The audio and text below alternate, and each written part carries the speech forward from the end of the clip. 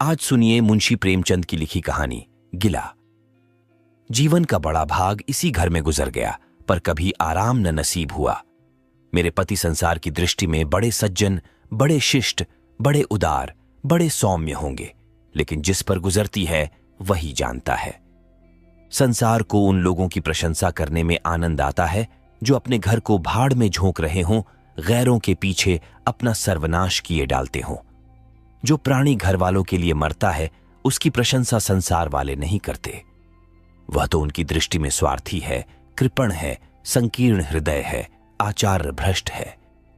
इसी तरह जो लोग बाहर वालों के लिए मरते हैं उनकी प्रशंसा घर वाले क्यों करने लगे। अब इन्हीं को देखो, सारे दिन मुझे जलाया करते हैं। मैं पर्दा तो नहीं करती, लेकिन सौदे सुलफ के लिए बाजार जाना बुरा मालूम होता है। और इनका यह हाल है कि चीज मंगवाओ तो ऐसी दुकान से लाएंगे जहां कोई ग्राहक भूल कर भी न जाता हो। ऐसी दुकान पर न तो चीज अच्छी मिलती है, न तौल ठीक होती है, न दाम ही उचित होते हैं। यह दोष न होते तो वह दुकान बदनाम ही क्यों होती। पर इन्हें ऐसी ही गई बीती दुकानों की चीजें लाने का मर्ज है। बार बार कह दिया, साहब की चलती हुई दुकान से सौदे लाया करो, वहां माल अधिक खपता है, इसलिए ताजा माल आता रहता है। पर इनकी तो टुट पूंजिया से बनती है और वे इन्हें उल्टे छुरे से मूंढते हैं। गेहूं लाएंगे तो सारे बाजार से खराब घुना हुआ चावल, ऐसा मोटा कि बैल भी न पूछे, दाल में कराई और कंकड़ भरे हुए। मनो लकड़ी जला डालो, क्या मजाल की गले। घी लाएंगे तो आधा आधा तेल या 16 आने काटोजेम, और दरअसल घी से एक छटांक कम। तेल लाएंगे तो मिलावट, बालों में डालो तो चिमट जाएं। पर दाम दे आएंगे शुद्ध आंवले के तेल का। किसी चलती हुई नामी दुकान पर जाते तो इन्हें जैसे डर लगता है, शायद ऊंची दुकान और फीके पकवान के कायल हैं। मेरा अनुभव तो यह है कि नीची दुकान पर ही सड़े पकवान मिलते हैं। एक दिन की बात हो तो बर्दाश्त कर ली जाए, रोज रोज का टंटा नहीं सहा जाता। मैं पूछती हूं, आखिर आप टुटपूंजियों की दुकान पर जाते ही क्यों हैं? क्या उनके पालन पोषण का ठीका तुम्ही ने लिया है? आप फरमाते हैं। मुझे देखकर सबके सब बुलाने लगते हैं। वाह, क्या कहना है, कितनी दूर की बात कही है। जरा इन्हें बुला लिया और खुशामद के 2 शब्द सुना दिए, थोड़ी सी स्तुति कर दी, बस आपका मिजाज आसमान पर जा पहुंचा। फिर इन्हें सुधि नहीं रहती कि यह कूड़ा करकट बांध रहा है या क्या। पूछती हूं, तुम उस रास्ते से जाते ही क्यों हो? क्यों किसी दूसरे रास्ते से नहीं जाते? ऐसे उठाईगीरों को मुंह ही क्यों लगाते हो? इसका कोई जवाब नहीं। एक चुप 100 बाधाओं को हराती है। एक बार एक गहना बनवाने को दिया। मैं तो महाशय को जानती थी, इनसे कुछ पूछना व्यर्थ समझा। अपने पहचान के एक सुनार को बुला रही थी। संयोग से आप भी विराजमान थे। बोले, यह संप्रदाय विश्वास के योग्य नहीं, धोखा खाओगी। मैं एक सुनार को जानता हूं, मेरे साथ का पढ़ा हुआ है, बरसों साथ साथ खेले हैं। वह मेरे साथ चालबाजी नहीं कर सकता। मैंने भी समझा, जब इनका मित्र है और वह भी बचपन का, तो कहां तक दोस्ती का हक न निभाएगा। सोने का एक आभूषण और 100 रुपये इनके हवाले किए। इस भले मानस ने वह आभूषण और रुपये न जाने किस बेईमान को दे दिए कि बरसों के झंझट के बाद जब चीज बनकर आई तो 8 आने तांबा और इतनी भद्दी कि देखकर घिन लगती थी। बरसों की अभिलाषा धूल में मिल गई, रो पीट कर बैठ रही। ऐसे ऐसे वफादार तो इनके मित्र हैं, जिन्हें मित्र की गर्दन पर छुरी फेरने पर भी संकोच नहीं। इनकी दोस्ती भी उन्हीं लोगों से है जो जमाने भर के झट्टू, गिरहकट, लंगोटी में फाग खेलने वाले फाके मस्त हैं, जिनका उद्यम ही इन जैसे आंख के अंधों से दोस्ती गांठना है। नित्य ही एक न एक महाशय उधार मांगने के लिए सिर पर सवार रहते हैं और बिना लिए गला नहीं छोड़ते। मगर ऐसा कभी न हुआ कि किसी ने रुपये चुकाए हों। आदमी एक बार खोकर सीखता है, 2 बार खोकर सीखता है, किंतु यह भले मानस 1000 बार खोकर भी नहीं सीखते। जब कहती हूं रुपये तो दे आए, अब मांग क्यों नहीं लाते? क्या मर गए तुम्हारे वह दोस्त? तो बस बगलें झांक कर रह जाते हैं। आपसे मित्रों को सूखा जवाब नहीं दिया जाता। खैर, सूखा जवाब न दो। मैं भी नहीं कहती कि दोस्तों से बेमुरौवती करो, मगर चिकनी चुपड़ी बातें तो बना सकते हो, बहाने तो कर सकते हो। किसी मित्र ने रुपये मांगे और आपके सिर पर बोझ पड़ा, बेचारे कैसे इनकार करें? आखिर लोग जान जाएंगे कि नहीं कि यह महाशय भी खुक्खल ही हैं। इनकी हविस यह है कि दुनिया इन्हें संपन्न समझती रहे, चाहे मेरे गहने ही क्यों न गिरों रखने पड़े। सच कहती हूं, कभी कभी तो 1-1 पैसे की तंगी हो जाती है और इन भले आदमी को रुपये जैसे घर में काटते हैं। जब तक रुपये के वारे न्यारे न कर लें, इन्हें चैन नहीं। इनके करतूत कहां तक गाऊं। मेरी तो नाक में दम आ गया। एक न एक मेहमान रोज यमराज की भांति सिर पर सवार रहते हैं। न जाने कहां के बेफिक्रे इनके मित्र हैं। कोई कहीं से आकर मरता है, कोई कहीं से। घर क्या है, अपाहिजों का अड्डा है। जरा सा तो घर, मुश्किल से 2 पलंग, ओढ़ना बिछौना भी फालतू नहीं। मगर आप हैं कि मित्रों को निमंत्रण देने को तैयार। आप तो अतिथि के साथ लेटेंगे, इसलिए इन्हें चारपाई भी चाहिए, ओढ़ना बिछौना भी चाहिए, नहीं तो घर का पर्दा खुल जाए। जाता है मेरे बच्चों के सिर। गर्मियों में तो खैर कोई मुजायका नहीं, लेकिन जाड़ों में तो ईश्वर ही याद आते हैं। गर्मियों में भी खुली छत पर तो मेहमानों का अधिकार हो जाता है। अब मैं बच्चों को लिए पिंजड़े में पड़ी फड़फड़ाया करूं। इन्हें इतनी समझ भी नहीं कि जब घर की यह दशा है तो क्यों ऐसों को मेहमान बनाएं जिनके पास कपड़े लत्ते तक नहीं। ईश्वर की दया से इनके सभी मित्र इसी श्रेणी के हैं। एक भी ऐसा माई का लाल नहीं जो समय पड़ने पर धेले से भी इनकी मदद कर सके। 2-1 बार महाशय को इसका अनुभव, अत्यंत कटु अनुभव हो चुका है, मगर इस जड़ भरत ने जैसे आंखें न खोलने की कसम खा ली है। ऐसे ही दरिद्र भट्टाचार्यों से इनकी पटती है। शहर में इतने लक्ष्मी के पुत्र हैं, पर आपका किसी से परिचय नहीं। उनके पास जाते इनकी आत्मा दुखती है। दोस्ती गांठेंगे ऐसों से जिनके घर में खाने का ठिकाना नहीं। एक बार हमारा कहार छोड़कर चला गया और कई दिन कोई दूसरा कहार न मिला। किसी चतुर और कुशल कहार की तलाश में थी, किंतु आपको जल्द से जल्द कोई आदमी रख लेने की धुन सवार हो गई। घर के सारे काम पूर्ववत चल रहे थे, पर आपको मालूम हो रहा था कि गाड़ी रुकी हुई है। मेरा जूठे बर्तन मांजना और अपना साग भाजी के लिए बाजार जाना इनके लिए असह्य हो उठा। एक दिन जाने कहां से एक बांगड़ू को पकड़ लाए। उसकी सूरत कह देती थी कि कोई जांगलू है, मगर आपने उसका ऐसा बखान किया कि क्या कहूं। बड़ा होशियार है, बड़ा आज्ञाकारी, परले सिरे का मेहनती, गजब का सलीकेदार और बहुत ही ईमानदार। खैर, मैंने उसे रख लिया। मैं बार बार क्यों इनकी बातों में आ जाती हूं, इसका मुझे स्वयं आश्चर्य है। यह आदमी केवल रूप से आदमी था। आदमियत के और कोई लक्षण उसमें न थे। किसी काम की तमीज नहीं। बेईमान न था, पर गधा अव्वल दर्जे का। बेईमान होता तो कम से कम इतनी तस्कीन तो होती कि खुद खा जाता है। अभागा दुकानदारों के हाथों लुट जाता था। 10 तक की गिनती उसे न आती थी। 1 रुपया देकर बाजार भेजूं तो संध्या तक हिसाब न समझा सके। क्रोध पी पी कर रह जाती थी। रक्त खौलने लगता था कि दुष्ट के कान उखाड़ लूं, मगर इन महाशय को उसे कभी कुछ कहते नहीं देखा। डांटना तो दूर की बात है। आप नहा धोकर धोती छांट रहे हैं और वह दूर बैठा तमाशा देख रहा है। मैं तो बचा का खून पी जाती, लेकिन इन्हें जरा भी गम नहीं। जब मेरे डांटने पर धोती छांटने जाता भी तो आप उसे समीप न आने देते। बस उसके दोषों को गुण बनाकर दिखाया करते थे, और इस प्रयास में सफल न होते तो दोषों पर पर्दा डाल देते थे। मूर्ख को झाड़ू लगाने की तमीज न थी। मर्दाना कमरा ही तो सारे घर में ढंग का एक कमरा है। उसमें झाड़ू लगाता तो इधर की चीज उधर, ऊपर की नीचे, मानो कमरे में भूकंप आ गया हो। और गर्द का यह हाल कि सांस लेना कठिन। पर आप शांतिपूर्वक कमरे में बैठे हैं जैसे कोई बात ही नहीं। एक दिन मैंने उसे खूब डांटा। कल से ठीक ठीक झाड़ू न लगाई तो कान पकड़कर निकाल दूंगी। सवेरे सोकर उठी तो देखती हूं कमरे में झाड़ू लगी हुई है और हर एक चीज करीने से रखी हुई है। गर्द गुबार का नाम नहीं।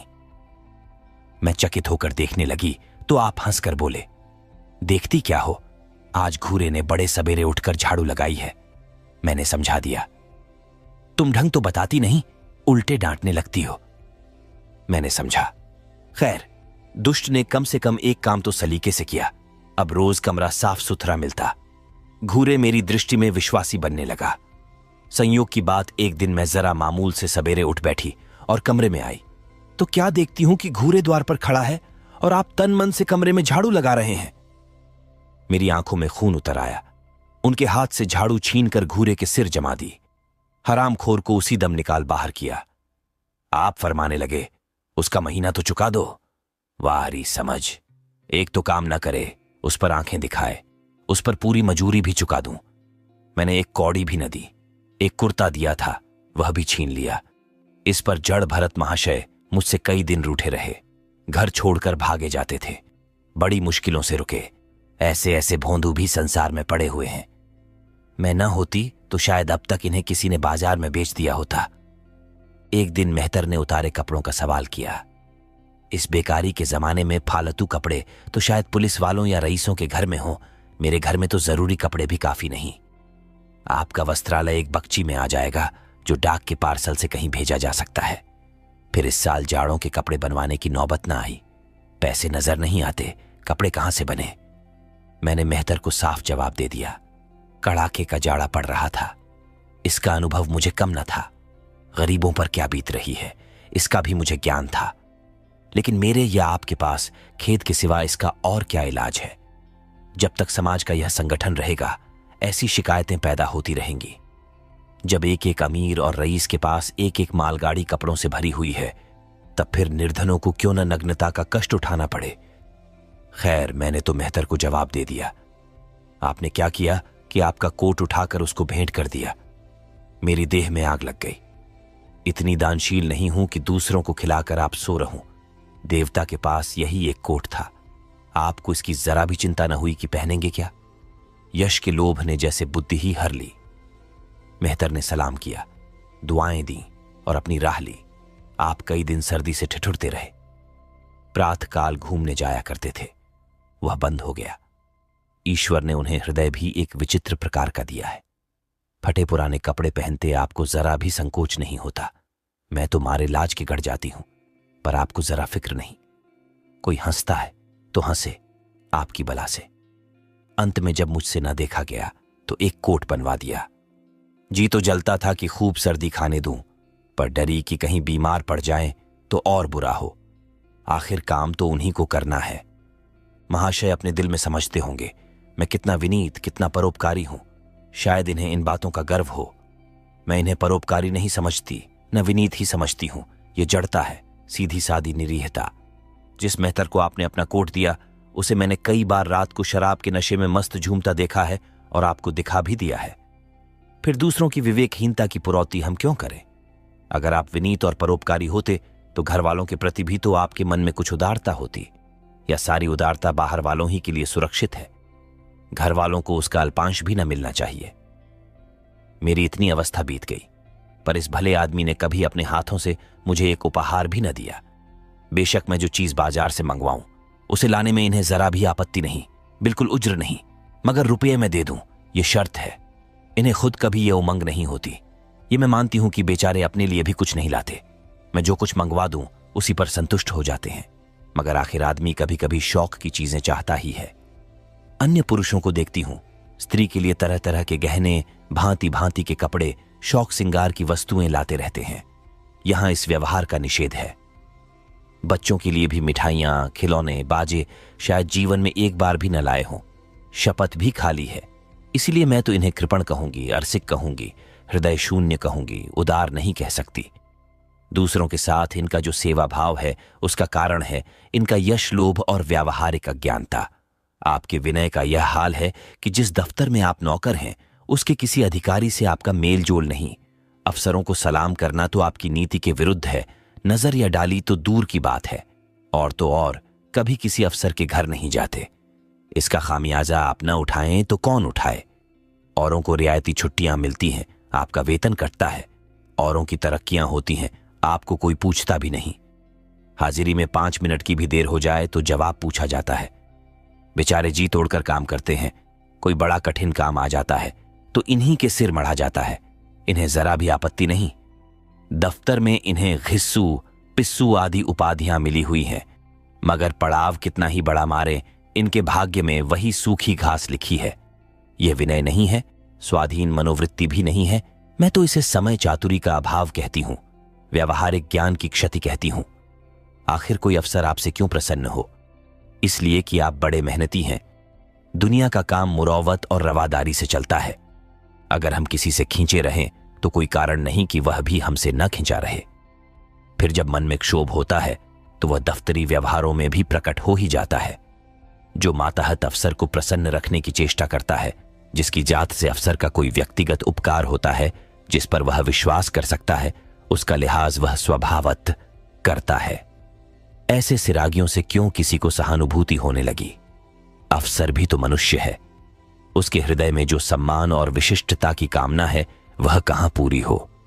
जब अधीनस्थ कर्मचारी ही उससे फिरंट रहे, तो क्या उसके अफसर उसे सलाम करने आएंगे? आपने जहां नौकरी की वहां से निकाले गए, कभी किसी दफ्तर में 2-3 साल से ज्यादा न टिके, या तो अफसर से लड़ गए या कार्याधिक्य के कारण छोड़ बैठे। आपको कुटुंब सेवा का दावा है, आपके कई भाई भतीजे होते हैं, वह कभी इनकी बात भी नहीं पूछते। आप बराबर उनका मुंह ताकते रहते हैं। इनके एक भाई साहब आजकल तहसीलदार हैं, घर की मिल्कियत उन्हीं की निगरानी में है, वह ठाठ से रहते हैं, मोटर रख ली है, कई नौकर चाकर हैं, मगर यहां भूले से भी पत्र नहीं लिखते। एक बार हमें रुपये की बड़ी तंगी हुई। मैंने कहा, अपने भ्राताजी से क्यों नहीं मांग लेते? कहने लगे, उन्हें क्यों चिंता में डालूं, उन्हें भी तो अपना खर्च है, कौन सी ऐसी बचत हो जाती होगी।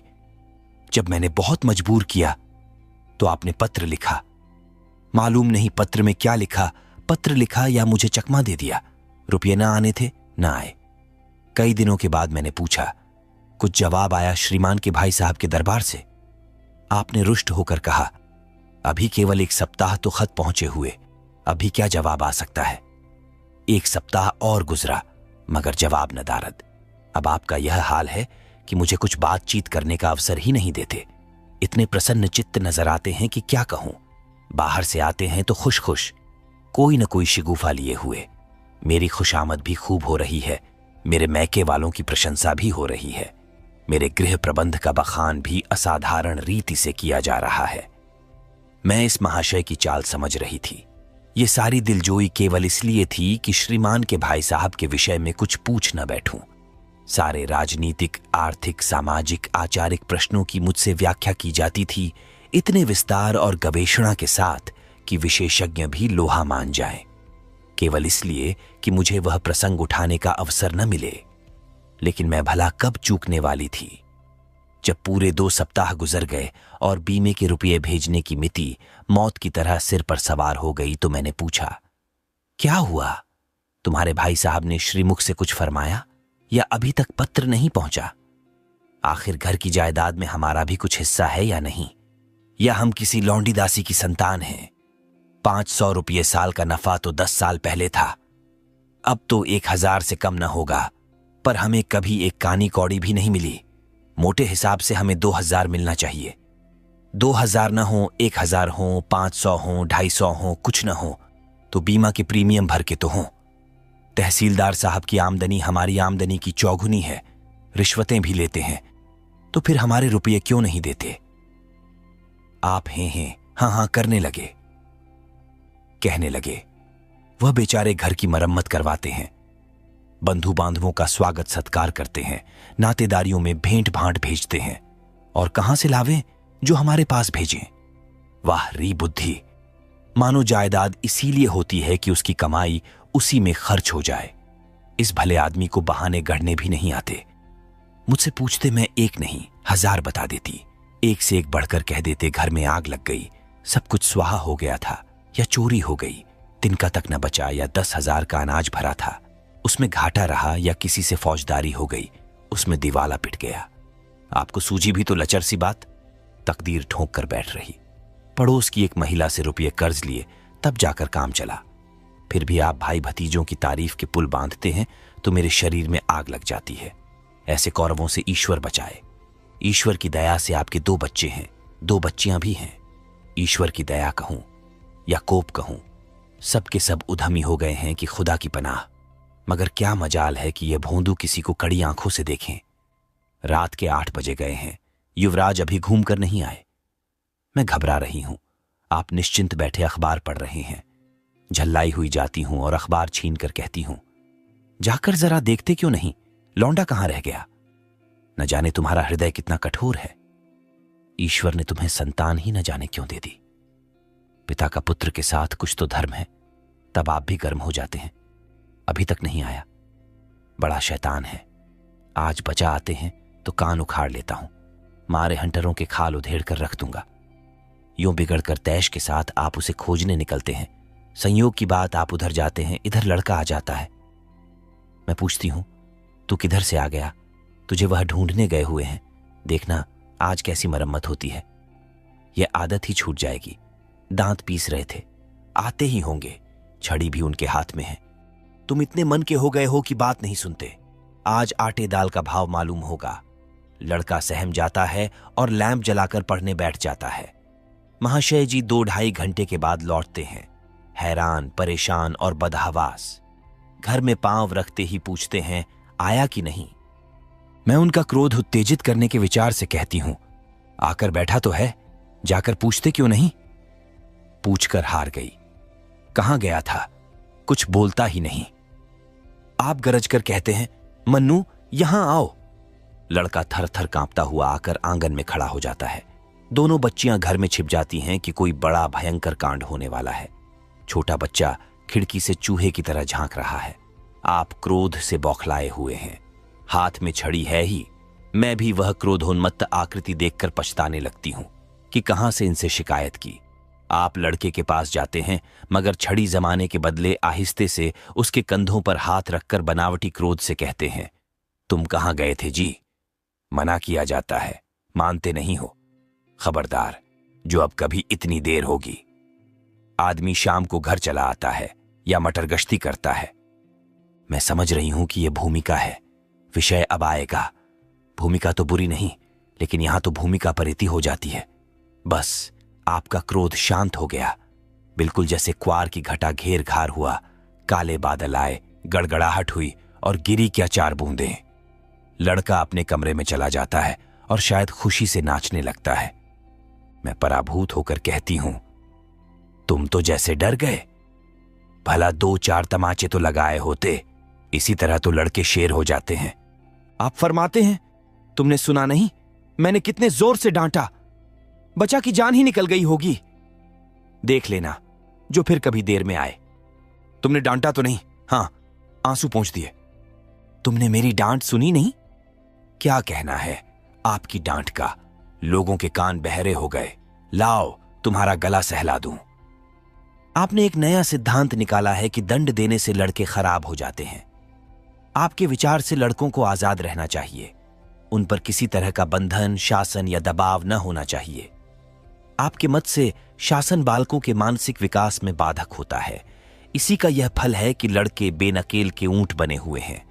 कोई 1 मिनट भी किताब खोलकर नहीं बैठता। कभी गुल्ली डंडा है, कभी गोलियां, कभी कनकौवे। श्रीमान भी लड़कों के साथ खेलते हैं, 40 साल की उम्र और लड़कपन इतना।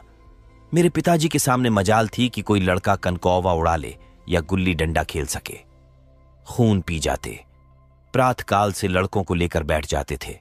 स्कूल से ज्यों ही लड़के आते फिर ले बैठते थे। बस संध्या समय आधा घंटे की छुट्टी देते थे, रात को फिर जोत देते। यह नहीं कि आप तो अखबार पढ़ा करें और लड़के गली गली भटकते फिरें। कभी कभी आप सींग कटाकर बछड़े बन जाते हैं, लड़कों के साथ ताश खेलने बैठा करते हैं। ऐसे बाप का भला लड़कों पर क्या रोब हो सकता है। पिताजी के सामने मेरे भाई सीधे ताक नहीं सकते थे। उनकी आवाज सुनते ही तहलका मच जाता था। उन्होंने घर में कदम रखा और शांति का साम्राज्य हुआ। उसके सम्मुख जाते लड़कों के प्राण सूखते थे। उसी शासन की यह बरकत है कि सभी लड़के अच्छे अच्छे पदों पर पहुंच गए। हां, स्वास्थ्य किसी का अच्छा नहीं है, तो पिताजी ही का स्वास्थ्य कौन बड़ा अच्छा था। बेचारे हमेशा किसी न किसी औषधि का सेवन करते रहते थे। और क्या कहूं, एक दिन तो हद ही हो गई। श्रीमान जी लड़कों को कनकौवा उड़ाने की शिक्षा दे रहे थे। यों घुमाओ, यों गोता दो, यों खींचो, यों ढील दो। ऐसा तन मन से सिखा रहे थे मानो गुरु मंत्र दे रहे हों। उस दिन मैंने इनकी ऐसी खबर ली कि याद करते होंगे, तुम कौन होते हो मेरे बच्चों को बिगाड़ने वाले। तुम्हें घर से कोई मतलब नहीं है, न हो, लेकिन आप मेरे बच्चों को खराब न कीजिए, बुरी बुरी आदतें न सिखाइए। आप उन्हें सुधार नहीं सकते तो कम से कम बिगाड़िए मत। लगे बगलें झांकने। मैं चाहती हूं एक बार यह भी गर्म पड़े तो अपना चंडी रूप दिखाऊं, पर यह इतना जल्द दब जाते हैं कि मैं हार जाती हूं। पिताजी किसी लड़के को मेले तमाशे न ले जाते थे। लड़का सिर पटक कर मर जाए मगर जरा भी न पसीजते थे। और इन महात्मा जी का यह हाल है कि एक एक से पूछकर मेले ले जाते हैं। चलो चलो, वहां बड़ी बहार है, खूब आतिशबाजियां छूटेंगी, गुब्बारे उड़ेंगे, विलायती चरखियां भी हैं, उन पर मजे से बैठना। और तो और, आप लड़कों को हॉकी खेलने से भी नहीं रोकते। यह अंग्रेजी खेल भी कितने जानलेवा होते हैं। क्रिकेट, फुटबॉल, हॉकी एक से एक घातक। गेंद लग जाए तो जान लेकर ही छोड़े। पर आपको इन सभी खेलों से प्रेम है। कोई लड़का मैच में जीत कर आ जाता है तो ऐसे फूल उठते हैं मानो किला जीत कर आया हो। आपको इसकी जरा भी परवाह नहीं कि चोट चपेट आ गई तो क्या होगा। हाथ पांव टूट गए तो बेचारों की जिंदगी कैसे पार लगेगी। पिछले साल कन्या का विवाह था। आपको जिद थी कि दहेज के नाम कानी कौड़ी भी न देंगे, चाहे कन्या आजीवन कुंवारी बैठी रहे। यहां भी आपका आदर्शवाद आकूदा। समाज के नेताओं का छल प्रपंच आए दिन देखते रहते हैं, फिर भी आपकी आंखें नहीं खुलती। जब तक समाज की यह व्यवस्था कायम है और युवती कन्या का अविवाहित रहना निंदास्पद है, तब तक यह प्रथा मिटने की नहीं। 2-4 ऐसे व्यक्ति भले ही निकल आवे जो दहेज के लिए हाथ न फैलावे, लेकिन इसका परिस्थिति पर कोई असर नहीं पड़ता और कुप्रथा ज्यों की त्यों बनी हुई है। पैसों की तो कमी नहीं है, दहेज की बुराइयों पर लेक्चर दे सकते हैं, लेकिन मिलते हुए दहेज को छोड़ देने वाला मैंने आज तक न देखा। जब लड़कों की तरह लड़कियों की शिक्षा और जीविका की सुविधाएं निकल आएंगी तो यह प्रथा भी विदा हो जाएगी। उसके पहले संभव नहीं।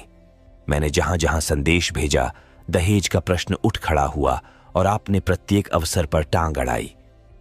अब इस तरह पूरा साल गुजर गया और कन्या को 17वां लग गया तो मैंने एक जगह बात पक्की कर ली।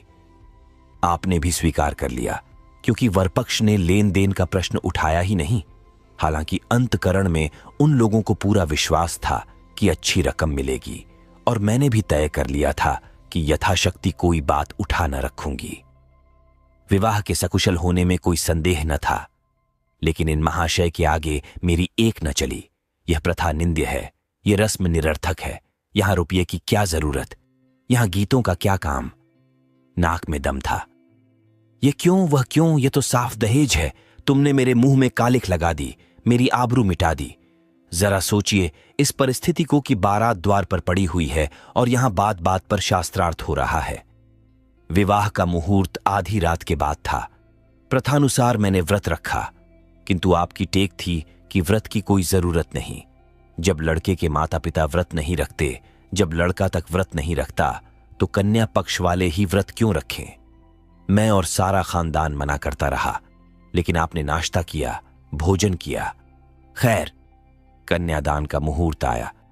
आप सदैव से इस प्रथा के विरोधी हैं। आप इसे निषिद्ध समझते हैं।